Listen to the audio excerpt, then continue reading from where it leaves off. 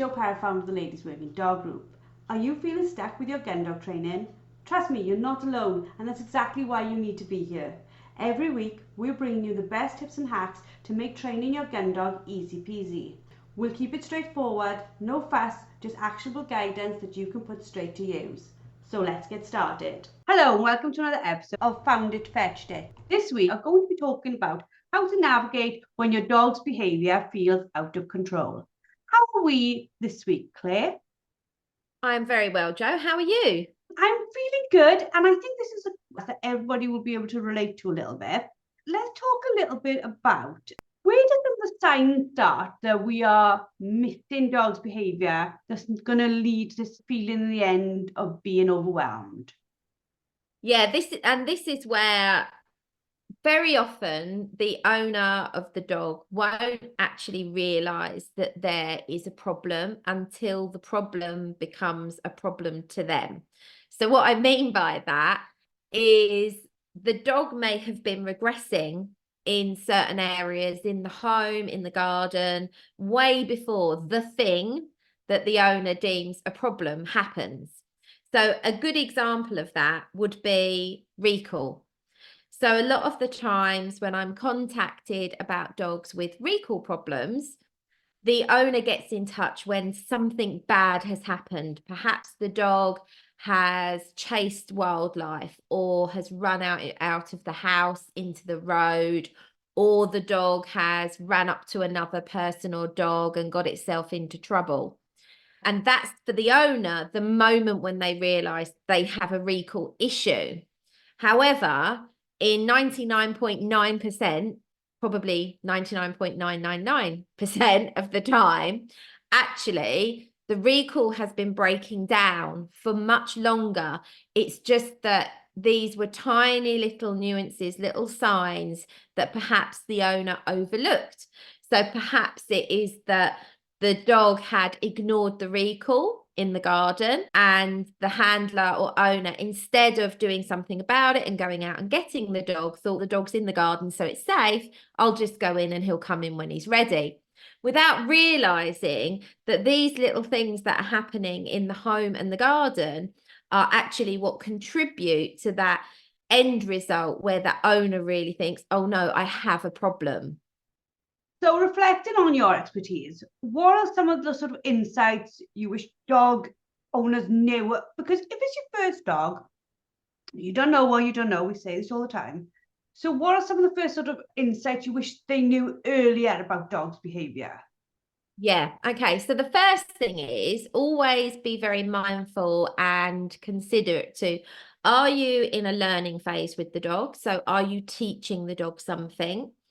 Or are you in a proofing stage with the dog? So are you proofing something that you've taught?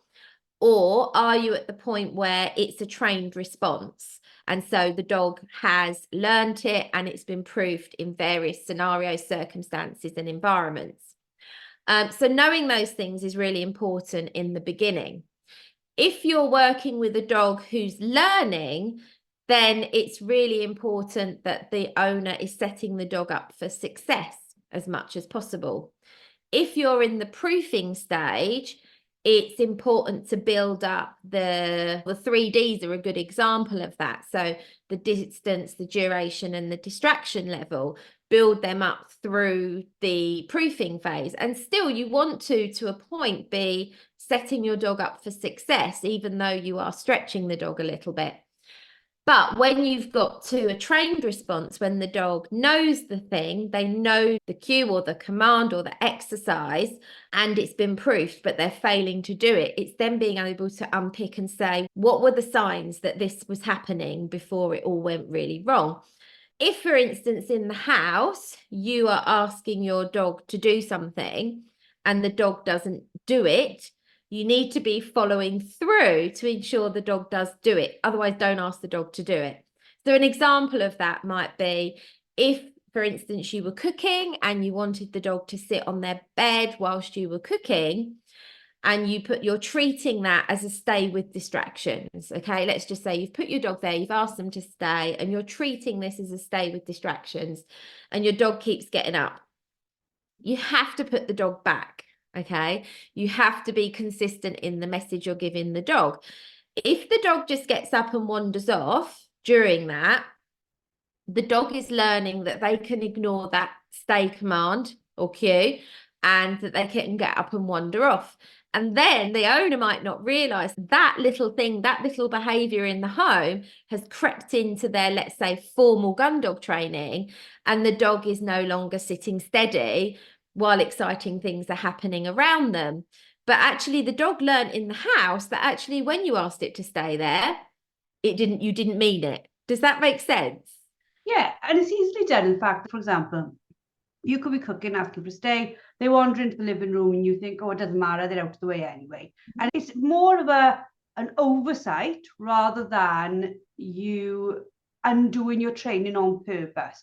Or, for example, a lot of people are confused. Do I lure them back with a bit of what I'm cooking, get them to sit back again? How do I make or enforce that I asked for a stay? Absolutely, because this goes back to other podcasts that we've talked about, patterns of behavior. I really loved that podcast because it gave people insight in how the dogs form patterns of behavior. And sometimes without realizing it, we're creating a pattern of behavior that we don't want. So what you just said there, should they lure the dog back with a treat? Actually, what's the dog learning in that moment? The dog might be learning, she asks me to sit and stay here because she's off doing that. But if I get up and wander off, she goes and gets something really tasty and lures me back to the bed, and I get a little reward for doing that. Actually, the dog starts to believe, if I want something now, all I have to do is break the stay and she'll lure me back, because then she'll give me a treat and I get that food for free. So the dog is actually then being rewarded for getting up. You're not teaching the dog what you want in that moment. The dog is learning a pattern of behavior that goes against what you're trying to teach. And these are like simple examples. And I'm sure loads of listeners are like, oh my God, I do this all the time. And we feel really bad, but they are so easy to do and so difficult to even recognize sometimes that we're doing them. 100%. Listen, I've got 4 dogs in the home now. A puppy that I'm training, 5-year, she just turned 5-year-old Labrador who is in the trained response for most things, and then 2 elderly dogs who seem to starting to think that the rules don't apply to them anymore because they're older, and one's going deaf, has dementia, and is going blind, and the other one, he just thinks they're busy teaching the puppies and no one's going to notice if I do this. So being consistent with multi-dogs is really important, because you might be putting so much emphasis on that puppy getting it right that you're forgetting what the other dogs are doing. And then before you know it, those older dogs have got bad habits forming. And then you take them out on the field and things start to go wrong. And you're like, oh, I haven't been putting the work in. The dog's been getting away with that at home. And I've been so focused on the puppy that I didn't think about it. I've told some of our members this story before, but we used to have a Jack Russell and his name was Piggy. He had little black eyes and he was near enough completely white. And there was no dogs in the house rule, like flat out with my dad, no dogs in the house. But Piggy would come in when people were chatting and he would creep along the side of the wall literally against the tongue groove.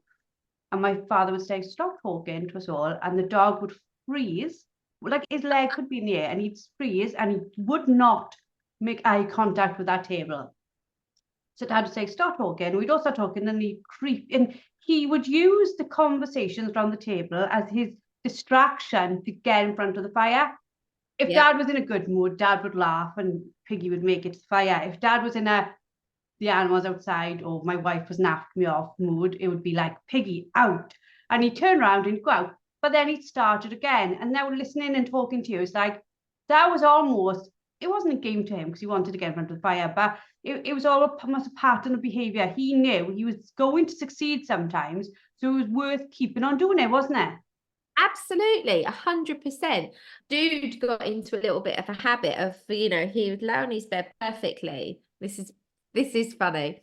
Lay on his bed perfectly while you're cooking the dinner. You'd be eating your dinner. You'd be engaged in conversation. Be completely unaware that he had left the room. He wasn't under the table begging, but he'd left the room. He didn't want to be there anymore. And then when he heard the knives and forks being put back down on the plate, he would sneak back in and lay on his bed as if he hadn't moved at all. And we had to actually think about this and go, do we need to correct that? Because what we actually realized was, dude is such a foodie. He took himself away to avoid the temptation. And then he came back in and put himself on the bed when he heard us finishing. Because he's like, thank God they finished. I can go back in now. I'm not going to get this wrong. And that's where you then have to pick your battles, because you go, okay, so am I going to allow that to happen? Could that seep into any other areas of my training? And that's the thought process you've got to have. Could this that I'm allowing in the home seep into any other behaviours when I'm training on the field and create me an issue? And I think that's where a little bit of due diligence on your part of, does this matter? Is it going to create me another problem? And then picking your battles, because if it's not going to create you a problem and you don't mind, then that's fine. But if it is going to create you a problem, then you need to change something. Yeah, and the chances are, if you're listening to this podcast, you are training your dog to do something. So those are really relevant questions. And along with the questions that I can always remember Rob Lane saying to me, and me and you have discussed, and we discussed it with the members, does it matter where your dog lies down? If you've got this settle command, which means settle anywhere, does it matter if they're on the rug or on their bed? Or is there a stay in this one place, then how does that matter? But you're absolutely right. It's setting each day out with an intention, isn't it?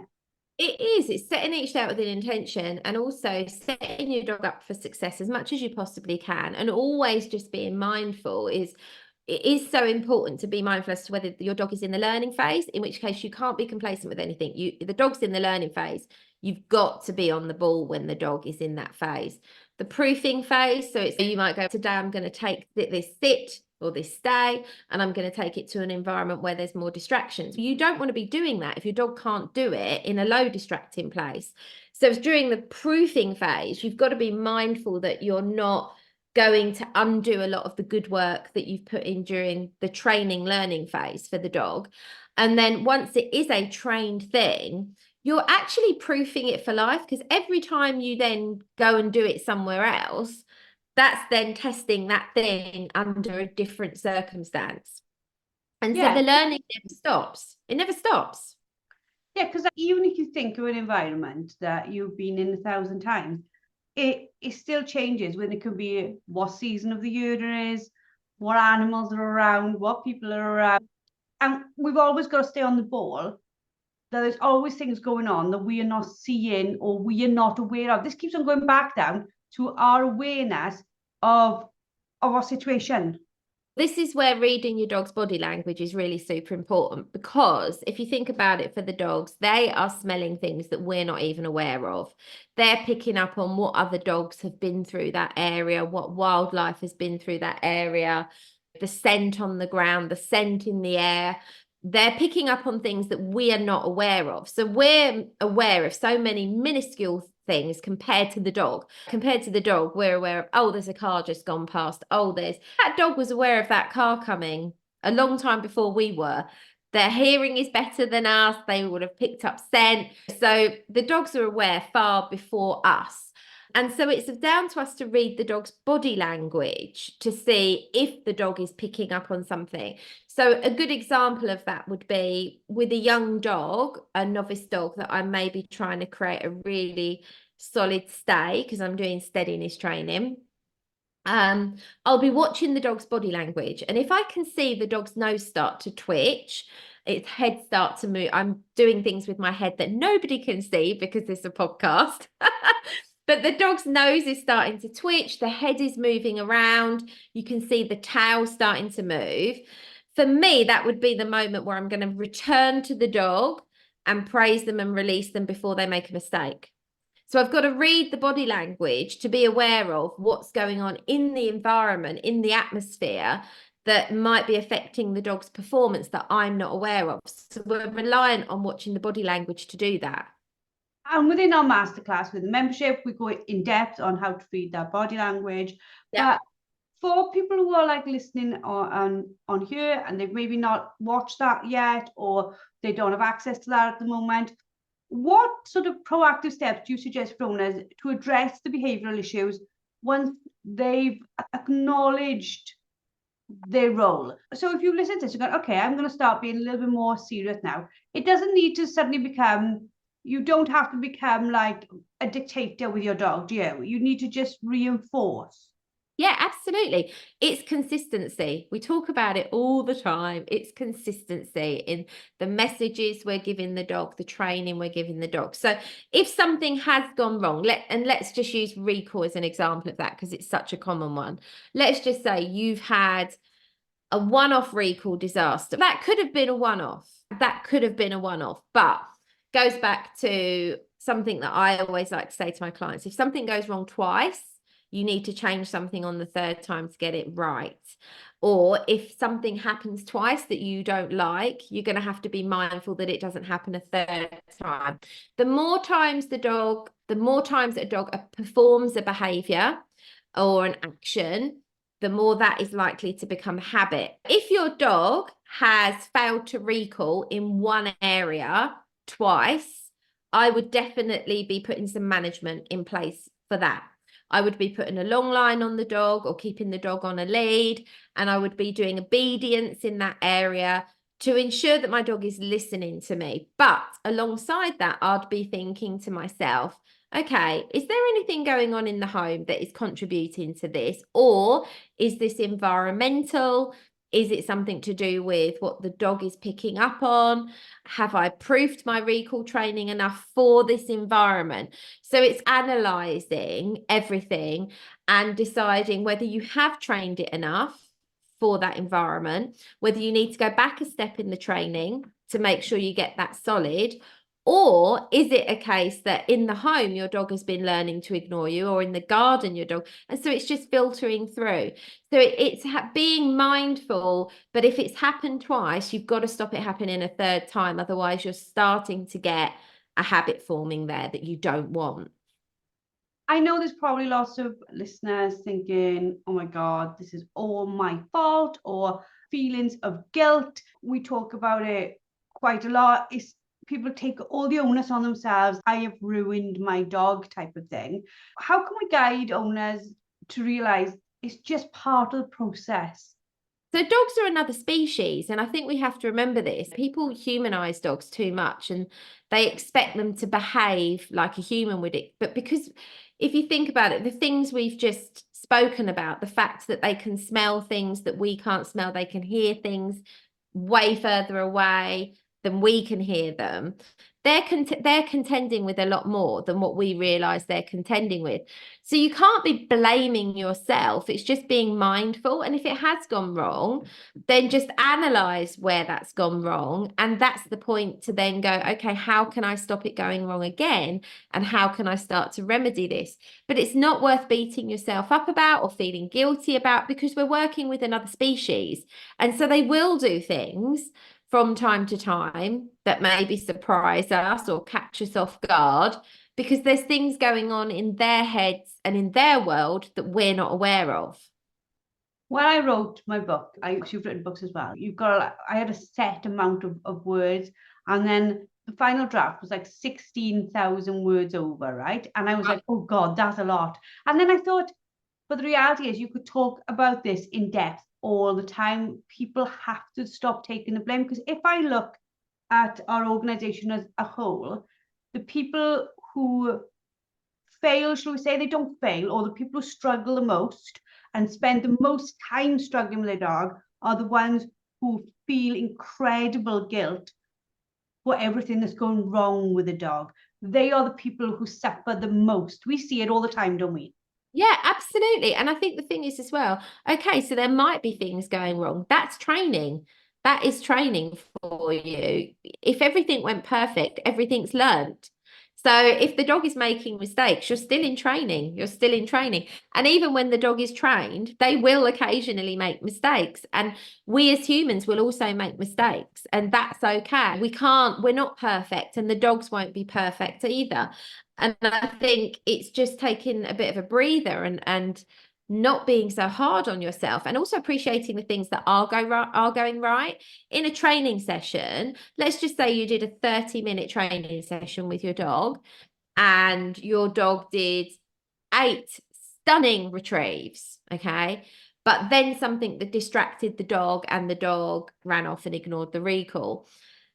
Most people get so hung up on that one thing that went wrong that they suddenly forget all of the bits that have gone right.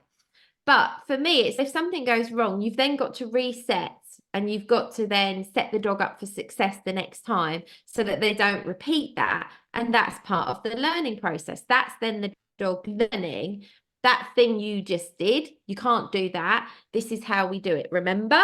But you do it in such a way that you help the dog get it right so that you can reward the dog, because we know that when we reward the dog, we will get more of that stuff happen. So it's really important you don't just get hung up on the odd thing that goes wrong in your training.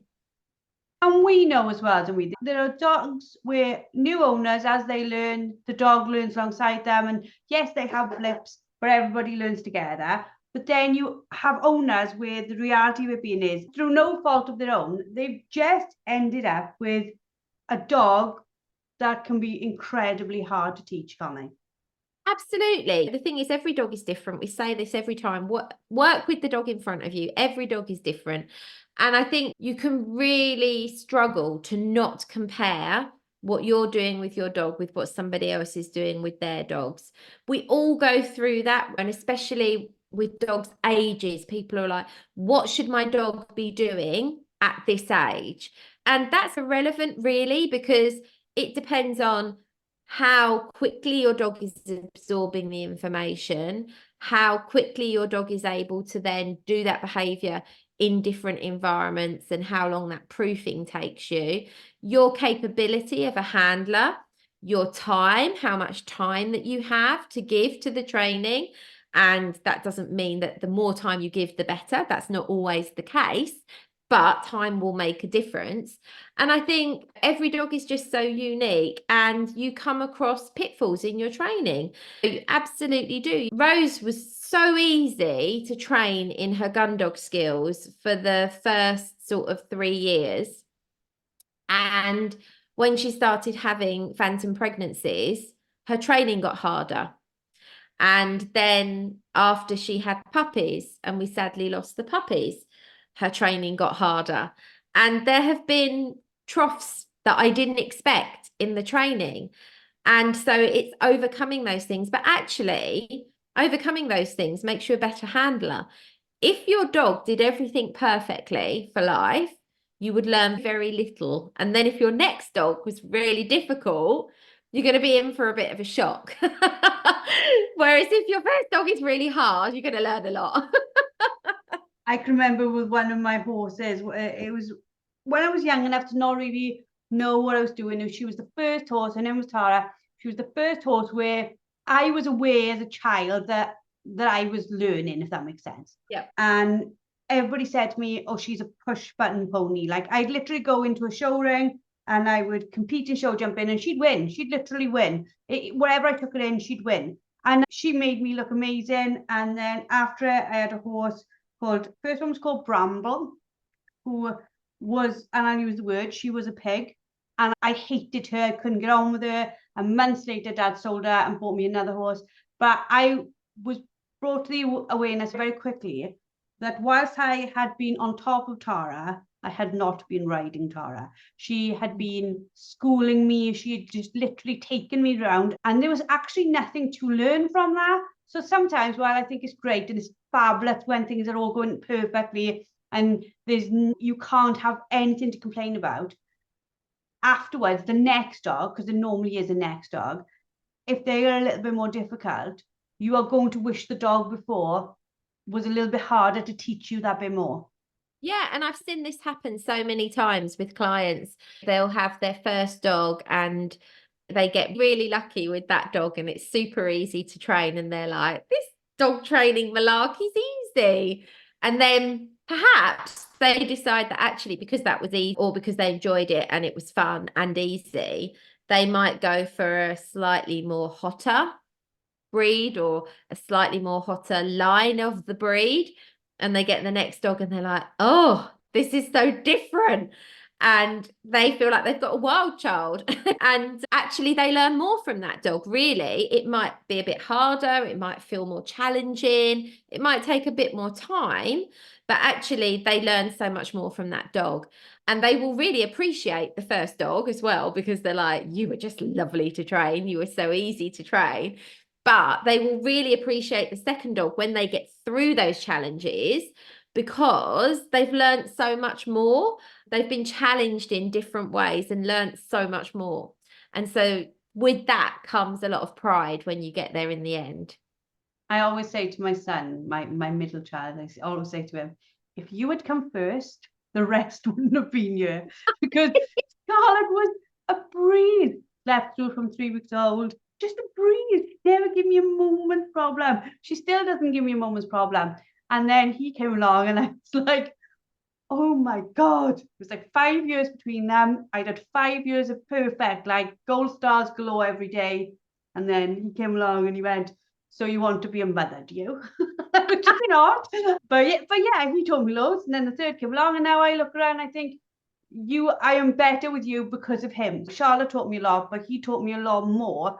Certainly about like managing. In funny, and I see this with dogs as well. When you've got a difficult dog, you learn more about managing your own emotion because you have to. It's very true. You do have to manage your own emotions, and you have to learn not to hold a grudge, and you have to learn not to take it personally. People often take it personally when the dog makes mistakes or when the dog gets things wrong. They take it personally. Oh, he's doing this on purpose. No, your dog. Okay, so the dog might be doing something in the moment on purpose, but it's not on purpose to offend you. It's just the dog being a dog. And through repetition, you have less of that stuff happen. So as the handler, you've got to not take things personally. You've not got to hold a grudge on the dog, because dogs don't hold grudges.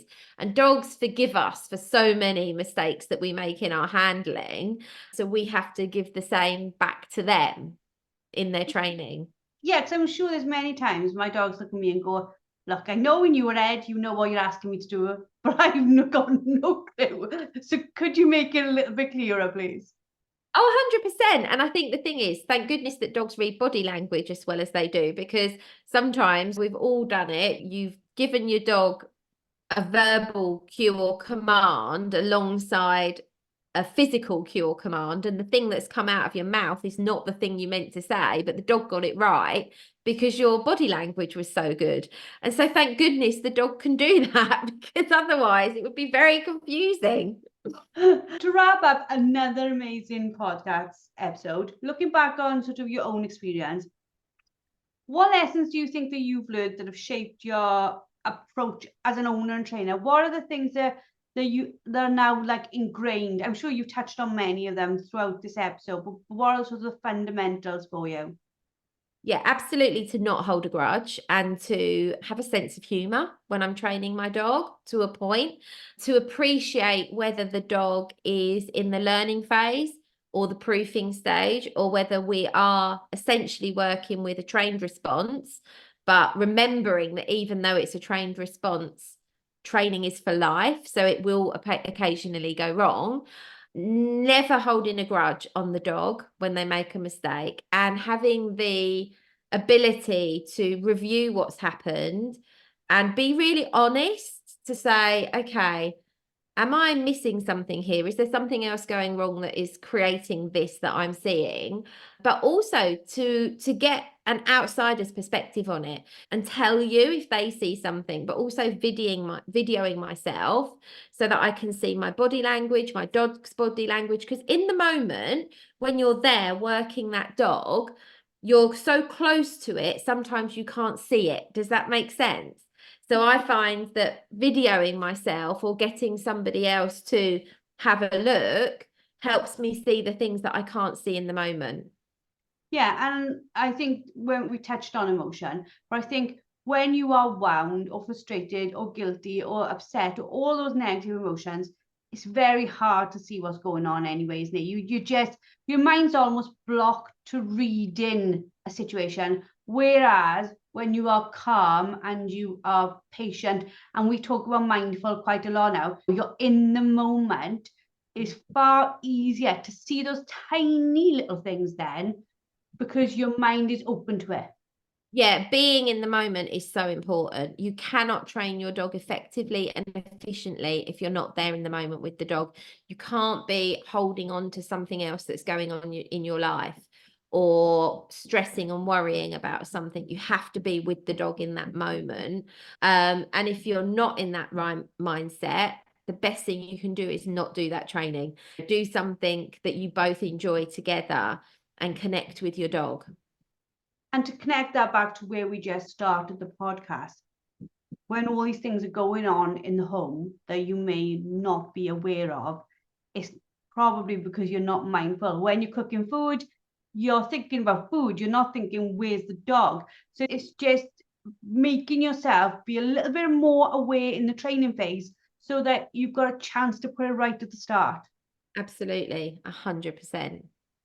Fabulous. Thank you for another amazing podcast. I'm sure everybody's going to love it. Please, on our social media, pop in your thoughts. We love to hear them. Let us know what topics you want us to cover as well. We've been doing this for nearly 3 years now, and we want to make sure that we cover the topics that are important to you. You can find us at Ladies Working Dog on Instagram, or Ladies Working Dog Group on Facebook. You can find our free group, you can find our membership on www.thelwdg.com, and we genuinely do love to hear from you. That's all for now. I hope you've had a fabulous time listening to us, and we shall see you all next week. That's it for today's episode. A massive thank you for tuning in. Don't forget to head over to the LWDG and sign up for our membership. Get access to expert-led training, a wonderfully supportive community, and the resources you need to become a confident and skilled gun dog trainer. Let's take this journey together, because no woman should have to train her gun dog alone. We'll see you all next week.